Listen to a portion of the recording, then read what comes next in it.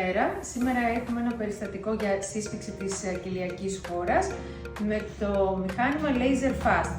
Το έχουμε ξαναπεί και στο παρελθόν, είναι μια οπτική ίνα η οποία περνάει υποτοπική αναισθησία στην περιοχή την οποία θέλουμε να συσφίξουμε. Τα αποτελέσματα είναι άμεσα, γίνεται στο ιατρείο υποτοπική αναισθησία και δεν έχουμε καθόλου αποθεραπεία. Ο ασθενής γυρίζει άμεσα στις δραστηριότητες του.